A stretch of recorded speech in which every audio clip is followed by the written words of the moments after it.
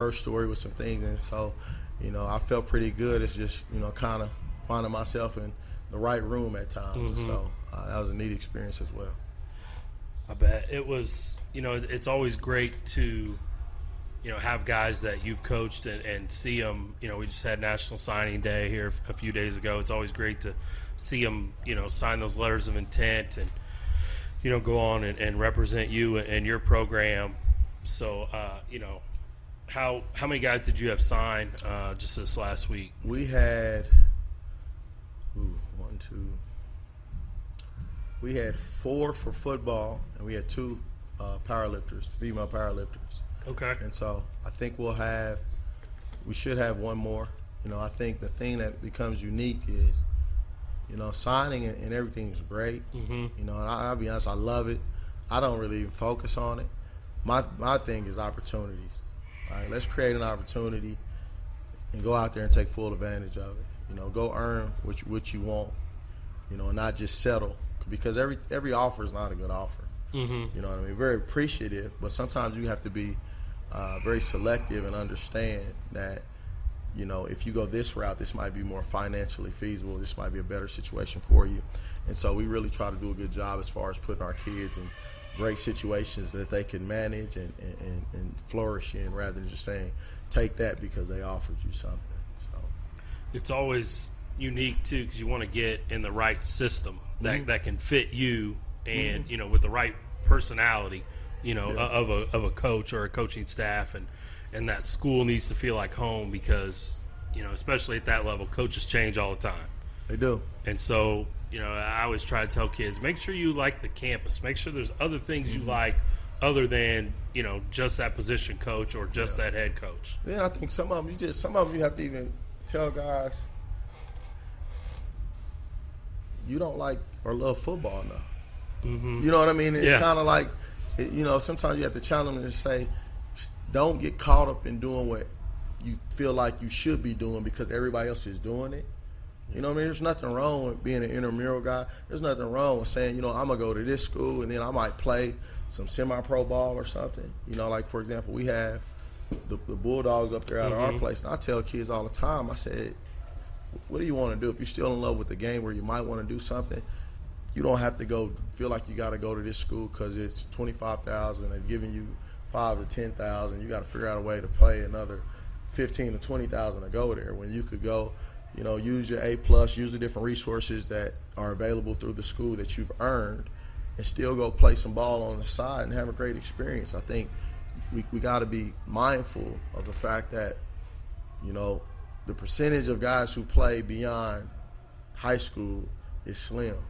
It's even slimmer at the next level in the NFL. And just to still be around the game, there's a variety of ways to get that done, rather than just saying, go off to this school. They're really not in love with it. And, they fell out. And then with failing out, they can't get into another school because they have to pay that bill that's associated with that school. So, we have to be mindful of each kid on an individual basis and give them advice that really, is tailored to their needs.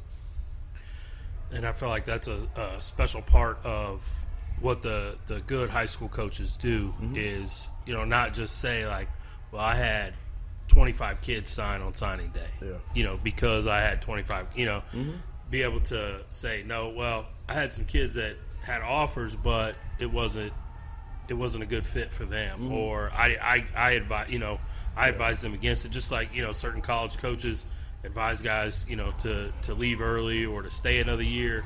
It's all about, feel like at our level, take into account the kids' needs and what's going to make them the most successful. I mean, I'm talking about kids who, a lot of them are full Pell kids. A lot of them, full Pell kid, and kid took care of business and did some of the extra little things and attained the resources of the A+ program. You're talking about that could be anywhere from 8 to 7, 8, 9,000 potentially that you could go, whether it's the junior the community college route or the Division II local. You can do it, can be affordable, and I think that's something that's important too, because you don't want to start off life X amount of thousands in the red and the negative. So one more thing I want to hit on before we bring in our second guest is, as a head coach, how tough was it for you to kind of step away and to trust your guys to make sure everything was running smoothly at North Kansas City High School, while you were focused on the Chiefs? It wasn't hard at all. I have a staff.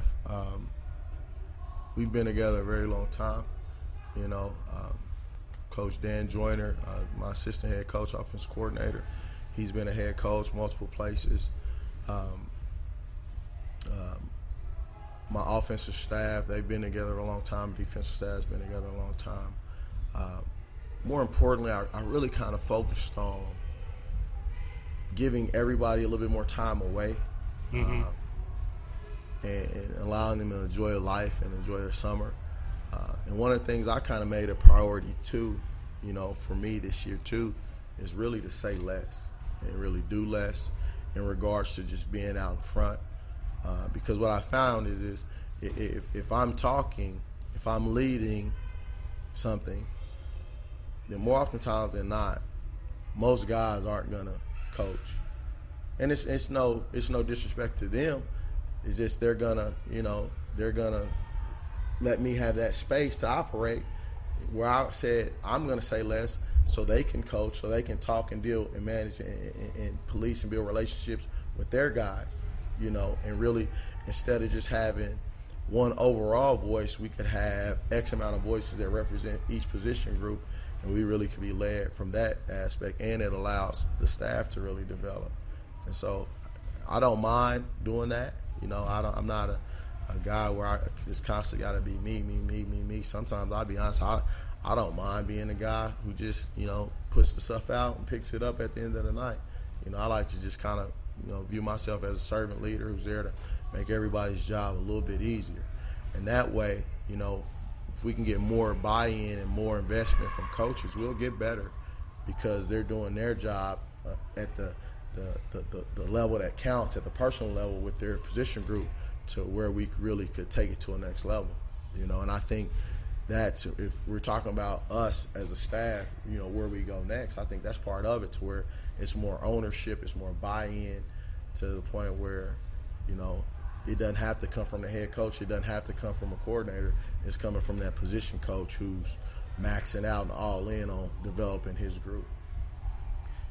I really enjoy to hear that. As a position coach myself, I've worked for both types of guys. The guy that you don't feel like trusts you to do your job, and then also, the guy that is like, hey, he'll leave you alone and let you coach, and if there's something that he feels like you should change or do differently, that discussion will happen. And those discussions need to happen. I want to know if I'm not doing my job, but at the same time, I want to be able to know that I'm trusted enough that you're going to let me do my job. And, if you see something that needs corrected, we'll discuss that. And I think that's part of, too, being a head coach. You got to get to the point where you got to start being able to kind of develop and give space to where guys can actually grow underneath you as well. And a lot of times, more oftentimes than not, that space and that increase of responsibility for them comes from your side of the pie. And so, I have no problem doing that. Be honest with you, I like to really maximize the staff coaching and building relationships with kids and being around kids, and not press them so much on the other side. Like, for example, if it's a deal where,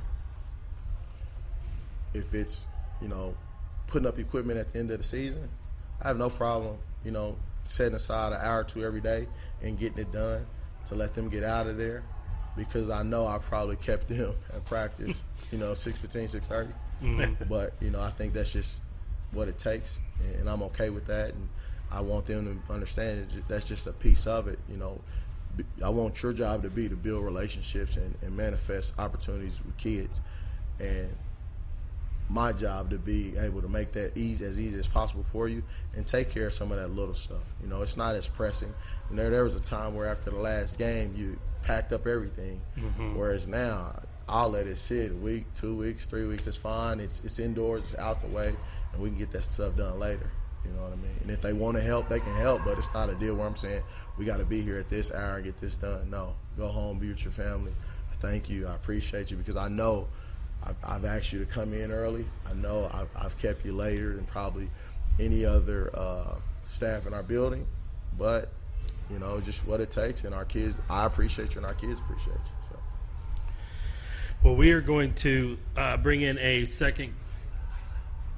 We're going to play a highlight video of some of the Chiefs Super Bowl highlights here, Patrick Mahomes, and then we'll be back with Adam Cook, who is currently the AD at Whitehouse High School in Texas, the head football coach of Patrick Mahomes. This is Super Bowl 54. Mahomes keeps it. He dives right side. Touchdown! Kansas City. Garoppolo able to stay upright. Breland is there for Kansas City. Mahomes stepping up. He's throwing long downfield for Tyreek Hill. Got it at the 20-yard line. They move to the right side. They throw back to the end zone. Touchdown! Travis Kelce. Chiefs have life. Throw right side. Caught by Williams at the right pylon. Touchdown! Kansas City. Andy Reid dials up a brilliant play. Garoppolo in the pocket. He's being hit. He's being wrapped up. It'll go as a sack. Frank the Shark Clark. Hand off. Damian Williams trying to get to the edge. Breaks a tackle. 35-30. Damian Williams runs to immortality and will be remembered forever in the Chiefs' kingdom. Here comes Suggs on the rush. They throw it deep middle, and the pass will be intercepted. It's intercepted. Kansas City, you've got a champion. Kendall Fuller seals the deal. The game is over, and the Chiefs' kingdom has firmly planted its flag on top of football's highest summit.